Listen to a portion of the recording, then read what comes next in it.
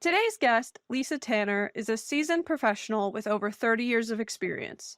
A certified international credit professional, Lisa has spent the last 6 years of her career at Nidec Motor Corporation as the Director of Global Credit Collections. Prior to her current role, Lisa worked at several other leading companies, including the Coleman Company and Koch Industries, where she had experience executing successful digital transformations for a variety of functions. Outside of work, along with mentoring up-and-coming professionals and speaking at industry events, Lisa enjoys to hike, travel, and spend time with her family. Lisa, welcome to the show. Thank you, Christina. It's great meeting with you today, and thank you so much for joining me on Collecting Thoughts. Before we jump into today's topic, why don't you tell me about what it's been like working in the collection space for so long? It has been an interesting career to say the very least. I did not start out in collections by any stretch of the imagination. I don't think anybody grows up planning to become a credit manager. I actually started my career in sales and transitioned into accounts receivable in between some roles and found that it was just a perfect fit for me. There were not enough people seated in accounts receivable positions with sales background and knowledge that really understood the pain points for the sales side of the organization. And so I've been easily able to facilitate strong relationships with sales teams, and credit and sales working together is always a winning combination. It's just been a really great career and it's worked well. I enjoy great relationships with my sales teams and CFOs. I'm able to help each other understand both finance and sales where we can connect. The digital transformation that I've been engaged with going all the way back to Koch Industries, they were a very early adapter of SAP.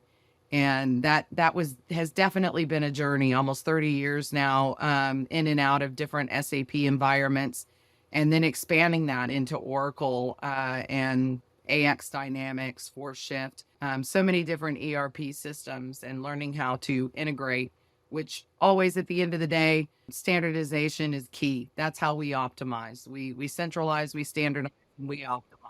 Kind of echoing what you're saying right now, from other industry loyalists, I've heard that there really has been a big shift in the collections culture the last few years, especially when it comes to technology and optimization. Hiring people to work in an accounts receivable function is not an easy task these days. As many industries are finding, hiring anyone is really a massive, massive challenge. We have X amount of workload that has to be done. Whether we can find people to do it or not, doesn't matter. It still has to be done. Digital transformation has been a massive priority. We've seen a lot of movement in it, I would say since 2010. The origins of digital transformation on the receivable side started about then. I think prior to that, there was a great deal of reluctance and hesitancy within the industry. A lot of people felt, no, you have to have that human contact. You have to have that human element. But what many of the organizations have been able to successfully do, and those third parties that support a digital transformation, is bridge the gap so that it's the workload that individuals who were doing that wasn't that face-to-face contact are being automated and managed through digital formats, so that collectors and those in receivable space have that time for that one-on-one conversation with the customers and understanding sales trajectory or projections for certain growth, and then how AR can support that growth through risk mitigation tactics and et cetera. So it's allowed for a lot more communication that supports success for businesses, while manual transactions like sending invoices and dunning notices and et cetera have all been highly automated. Got it. And that actually is a great transition into today's topic, which is focusing on customer centricity within the B2B space. C&R Software, we work with a lot of first and third party, but for all the, information that I'm researching for our marketing, there's so much talk about customer centricity, like just like customers expect and consumers expect everything to be seamless and digital.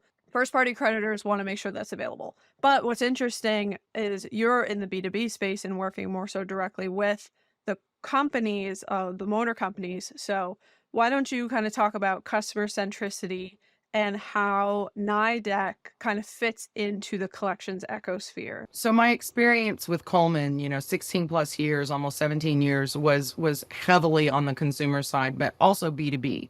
And Jarden Outdoor Sporting Goods as a whole had a mixture. We were not exclusively B2B or consumer. We had both. On the Nidec side, it's definitely almost entirely B2B. There's very little direct to consumer interaction, at least from a receivable standpoint. Even so, customer centricity is absolutely critical. Why? Number one, competition. There is so much competition out there. Relationships do matter, which has been, a real segue for me coming from sales into accounts receivable. I understood relationships, and that's been a huge aspect to my success. I believe personally is the fact that I know if you build a relationship with that customer, they're going to keep coming back to you. If you don't have a relationship or a deteriorated relationship that you don't address, you're going to lose that business to the competition. And there is way too much competition out there today. During COVID, one of the big things that we faced, and I know everybody talks about COVID, but it was such a perfect storm. And really, that's what it was. There were so many disruptions that came in during the time of COVID, not the least of which was the fact that nobody was in the office anymore. Everybody had gone to remote work scenarios. They were all working from home. And what we found on the AR side is oftentimes we couldn't reach anyone in accounts payable. Yeah, and it really interrupts that relationship, Absolutely. like the whole factor that you're building kind of your strategy on, Right, right? exactly. So we went through this time of COVID where there was serious deterioration of relationships. Coming out of COVID, we still have massive disruptions that have been affecting supply chain and ability to deliver on time or deliver completely on time. You have massive amounts of price increases constantly going on in the market, tied to material costs, transport costs, etc. So it's an ever changing involvement or environment that has created a lot of pain points for customers. They issue a purchase order at X price and then they get an invoice and the price is different. Not having that relationship was a massive gap on the backside of COVID. A lot of people changed jobs, a lot of people left companies or just left the workforce entirely for whatever reason. So now you have this whole new group of people that you're trying to reach and work with to resolve these conflicts. And the importance of building and rebuilding those relationships post COVID has really become very, very critical. So what do you offer to the customer in streamlining the process and making it as simple as possible, but also in providing that human contact when there is a problem?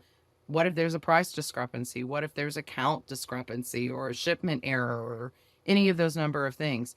Your ability to develop that core relationship with the customer is absolutely critical to continuing success post COVID and in the current economy, which also is a detractor at this point in time. Mhm. Especially in the auto industry, right? Because, like, of course, all businesses were impacted, but I know the auto industry in particular is all in the news. Even if you're not following, you've definitely heard that the auto industry was Absolutely. impacted during COVID a lot.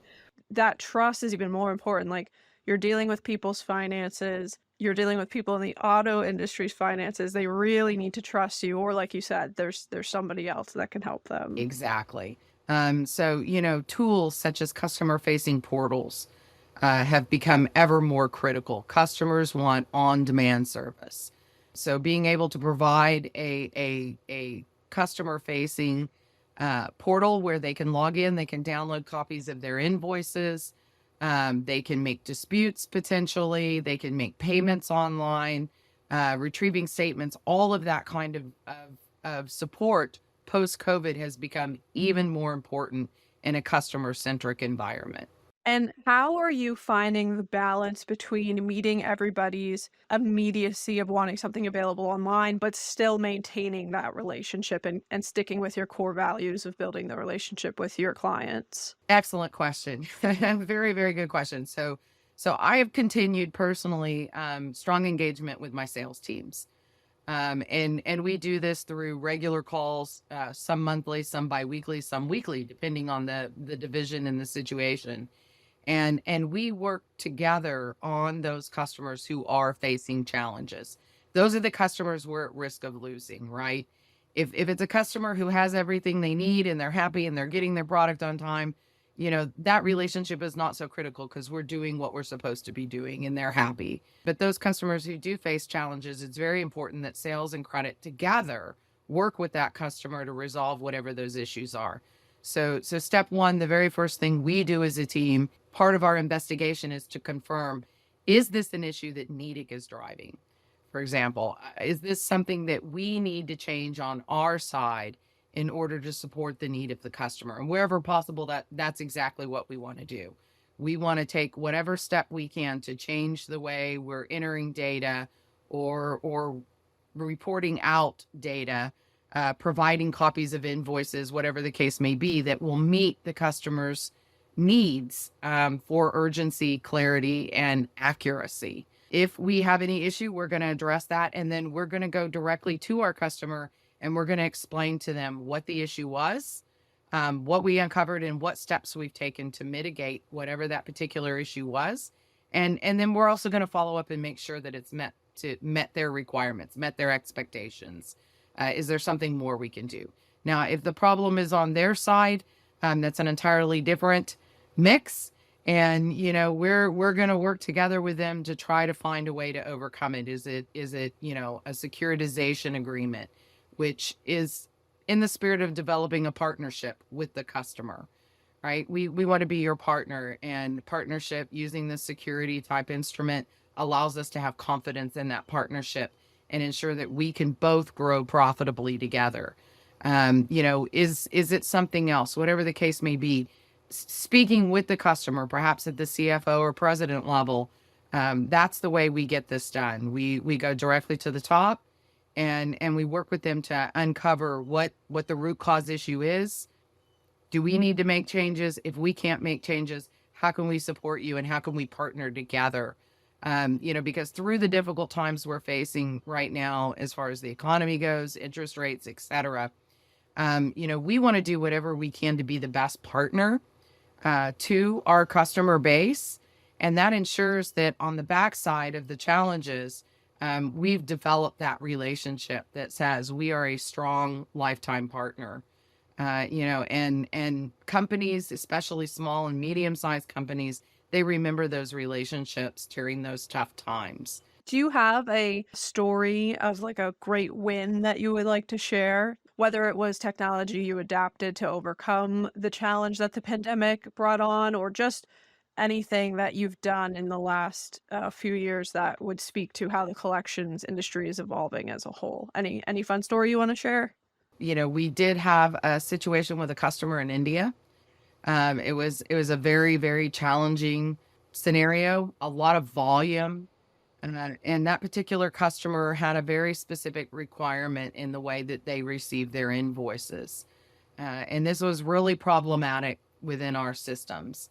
Most ERP systems who use bursting type programs to transmit invoices, they don't get to select subject lines uniquely, right? There is not a real clear path to provide a specified subject line.